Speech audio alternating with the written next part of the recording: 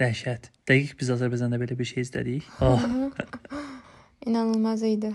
Ölkədən kənarda mahnılarıyla vətən həsrətini dindirirdik. Bu dəfə isə onu canlı dinləmək fürsətimiz oldu. İncə sənətə sarı getdik.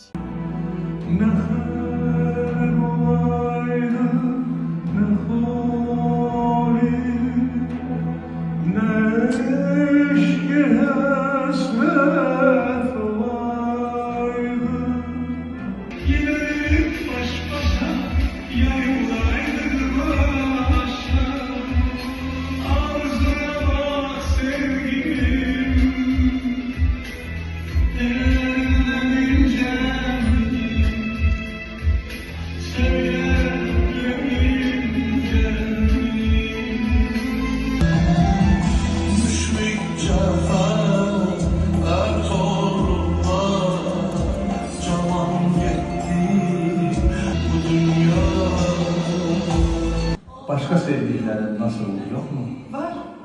Var. Kimdir onlar? Anam. Babam. Melleme. Bir de bütün insanlar. İblis nedir? Cümle hıyanetlere bais. Ya herkese hain olan insan nedir? İblis,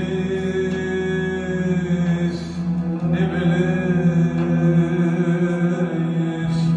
Herkesin bir eşki, bir ilahı var. Benim Tanrım güzellikdir, sevgidir. Bilirsen bir vurma, yollarına sayın. Sevenlerin çeğinde günahları yazın. Son görüşümüzde soruştum ki, oğlum, qohumlara, dostlara ne diyeyim? Ana, benden hiç kime salam demeyin. Tuğrana kılıçtan daha keskin iti kuvvet. Yalnız medeniyet, medeniyet, medeniyet.